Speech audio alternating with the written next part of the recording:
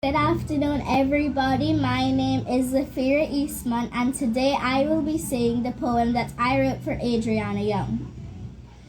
The girl that lies at the bottom of a pool, a child of a mother that wants the truth, an 11-year-old girl who screams in heaven, "Why me? Why so soon?" A girl of parents whose smile faded away, a child who died who should have gotten more time, a girl that seeks a second chance to live, but now she lies on a soft, beautiful bed in heaven. Rest in peace, Adriana Younge. We love you. You will always be remembered. 9 days after the post-mortem examination of 11-year-old Adriana Younge, the Guyana police finally addressed the findings of the 3 foreign forensic pathologists.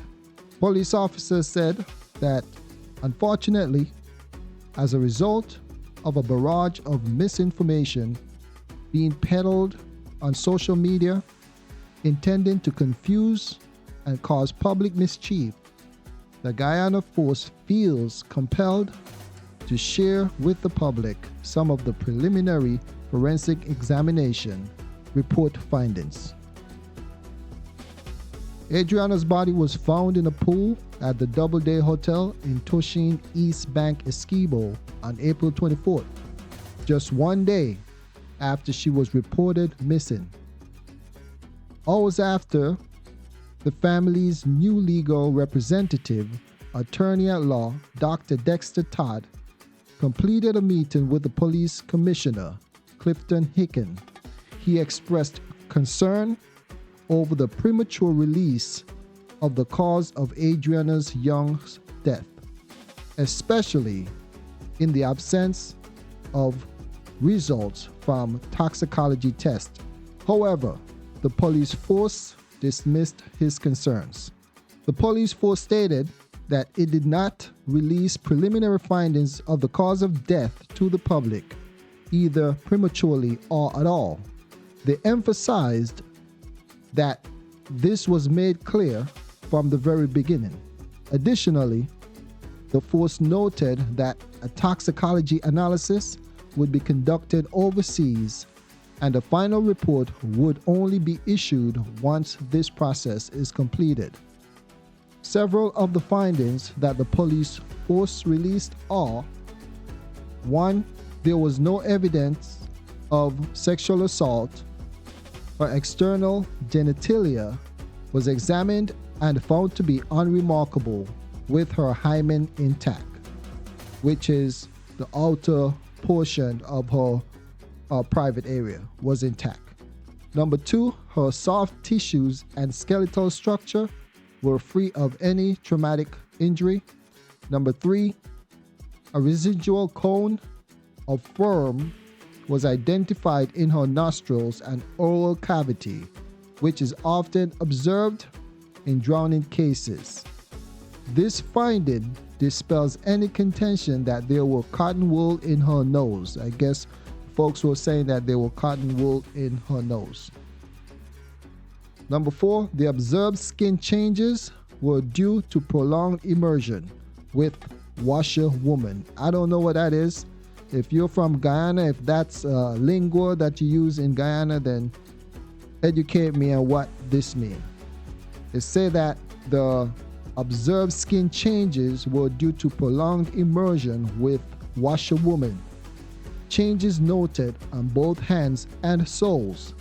These changes are also consistent with drowning. This is what the police force is saying.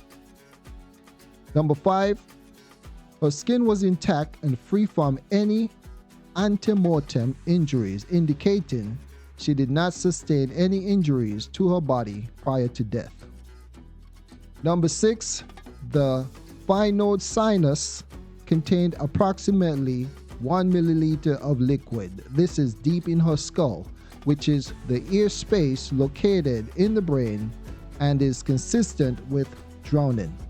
Number 7, liquid was also found in the lungs of the deceased, aligning with indications of drowning.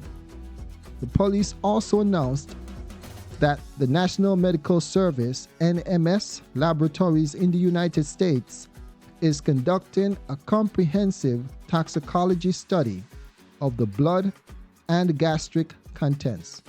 Additionally, tissue specimens are being analyzed histologically by board-certified forensic and diagnostic pathologists at Mount Sinai in the United States. So they'll be getting very microscopic, looking deep into what happened with the tissues.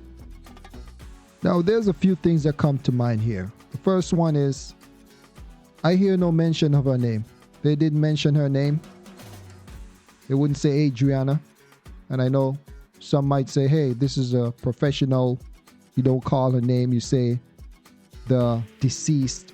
But some human aspect of it. The second thing is that burning question: how did Adriana end up in the swimming pool? This is an 11-year-old girl. It's not like she's a 3-year-old who stumbled into the swimming pool.